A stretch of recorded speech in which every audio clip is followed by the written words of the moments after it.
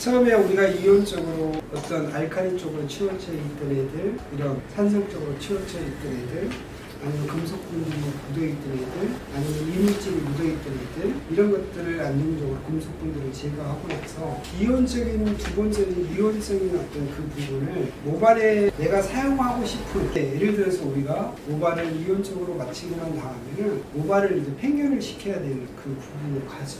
이제 그 부분은 사실상 알칼리가 하는 역할이 지대하게 크잖아요.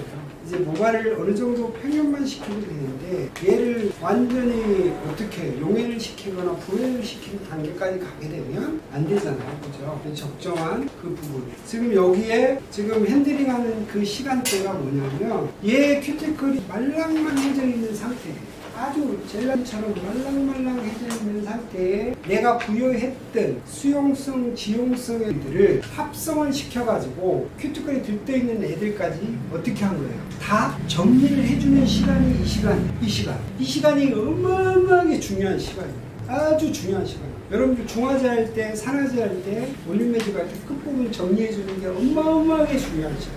피는 시간보다 그 시간이 더 중요한 거예요. 그 시간에 무엇을 주입을 하느냐에 따라서 틀려지는 게 모발의 형태입니다. 오케이? 네, 그래서 이 시간이 정말 중요해요. 그래서 여러분들이 핸들링하고 지금 이제 한 5분 지났어요. 샴푸실 가실 때요.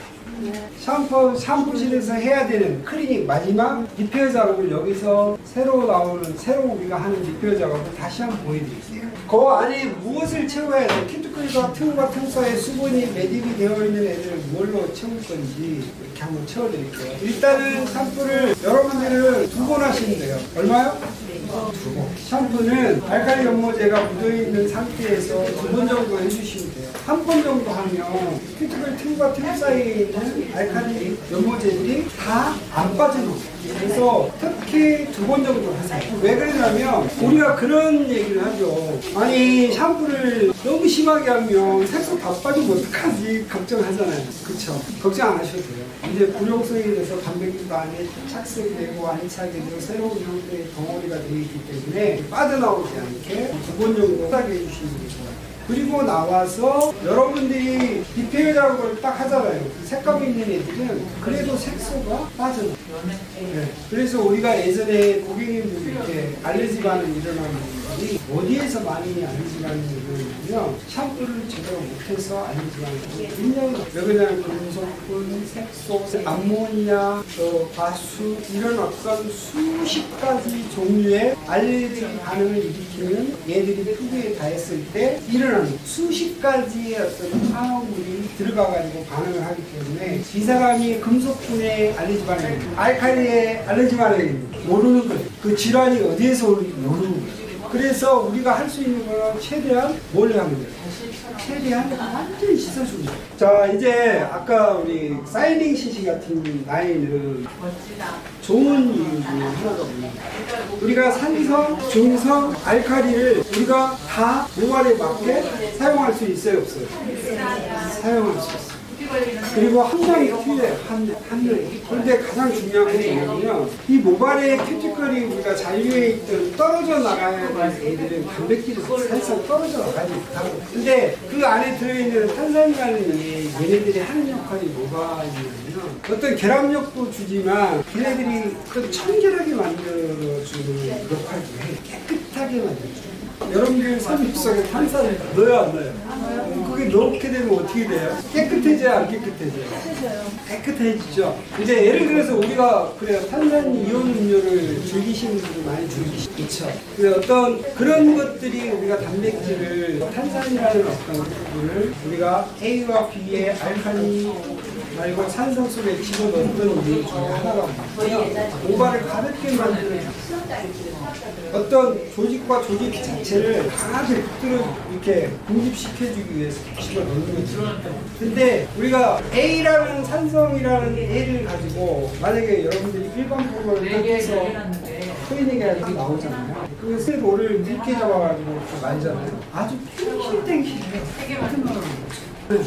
저렇게 해가지고 펌을 지속적으로 예를 들어서 일반 펌을 해가지고 성형의 머리 정리하면서 잘라내잖아요. 펌을 두세 번만 하면 다 펌을 됐어요. 근데 가장 중요한 건 그거예요. 내 손으로 내가 펌을 하거나 클리닉을 해서 시술을 할 때 내 고객님이 거의 한 6개월 정도, 1년 정도 내방을 했을 때 모발은 어떻게 되어 있어야 돼요? 다 복원이 되어 있어요. 근데 그 복원이 안 되어 있으면 둘 중에 하나예요. 첫 번째, 내가 공부를 조금 더 해요. 그리고 두 번째는 내가 단백질 구성 자체를 아직 세팅을 안 시켜. 그냥 조금 써가지고 뿌려가지고 그냥 와인딩 한 거지.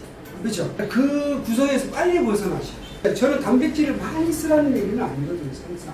근데 이 고객이 상해 있는 머리를 복원을 시키기 위해서는 그렇게 해야 된다. 머리가 힘이 생겨요.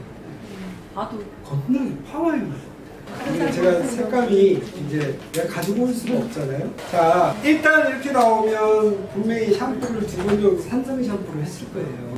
하고 저는 이제 고객님들한테 컬러 원색이나 이렇게 들어가면 어떤 샵에서 사용하는 샴푸들을 확실하게 정보 확인해 두피품에 관련된 샴푸, 지성 산성 샴푸 있느냐 그걸 써야 안 씁니다. 뭐 여러 가지 있죠. 그래서 이제 이런 거 할 때는 한 일주일 정도는 지성 샴푸나 이런 걸 안 쓰게 하시면 좋습니다. 왜냐하면 그런 부분들을 팽이시켜서 안 있는 때문에 그런 부분들을 여러분들이 꼭 이야기하셔야 돼요. 이제 이 고객님은 일주일 후에 오셔가지고 뭘 하시는지 클리닉 하셔가지고 산성 컬러 한번 살짝 보여주시고 색감이 좀 빠질 것 같으면 그때 산성 컬러로 싹 하시든지 이 연모제를 가지고 한 10g 딱 해서 클리닉 같이 넣어서 반사비를 딱 넣어서 그때는 교정비가 들어가지 않습니다. 그렇게 해서 클리닉을 하시면 돼요. 그죠? 이 작업을 어디서 하시면 되냐면 샴푸실에서 하시면 돼요. 디옥시예요. 디옥시 용기가 없어가지고 지금 얘가 뭐냐면은 이거 뭐예요? 프로틴 제가 지금은 이제 채워주는 역할을 할 거예요. 안에 있는 여태까지 클리닉 같은 경우에는 힘이잖아. 완전히 힘을 넣었어요. 인공 큐티클 이런 부분들 하나의 망사를 이렇게 딱 잡고 있는 애들을 집어 넣은 것들이거든요. 색감도 넣고 구용성이 안 되게 그 안에 색감과 색감의 그물망을 만드는 작업을 했었고 지금 그 안에 비어있는 공간들을 수분들을 밀어내면서 얘를 집어넣을 거라고. 그래서 요거 작업은 여러분들이 언제 또 하시면 되냐면 연화 끝나고 나서 여러분들이 샴푸실에서 샴푸를 하시잖아요. 그러면 프로틴 발라가지고 빗질하셔서 한 5분 정도 방치했다가 나오셔서 리포 좀 해가지고 바로 와인딩 하시면 돼요. 그러면 어떤 효과가 있냐면 윤기는 그 자리에서 다 끝난 거예요. 윤기 다 끝나고 그 정도 효과가 있냐면 그러면 거의 틈과 틈 사이에 메꿔지니까 탄성이 살아나서 꼭 웬만한 볼륨 매직이 한 것처럼 딱 돼요. 정말 좋아요. 그래서 특히 프로틴이나 이런 부분들, 엘라스틴 같은 경우에 이런 식으로 사용을 하게 되면 효과가 폭이 이제 여기에 이제 우리 선생님들이 느껴야 되는 게 있어요. 얘가 보통 우리 실리콘 계열이 오일하고 합성이 잘 돼야 잘 되시거든요. 네. 또 뭐냐면 케라틴하고도 합성이 잘 돼요. 유분기하고도 합성이 잘 돼요. 그래서 얘는 한 번 더 이렇게 클리닉을 한다 생각하죠. 왜 그러냐면 고객이 이걸 하고 가잖아요. 알아요. 그 다음날 머리를 감아보니 똑같으니까. 너무 매끄럽고 좋으니까. 고급지잖아요. 이런 클리닉 시술을 받고 컬러 시술을 받고.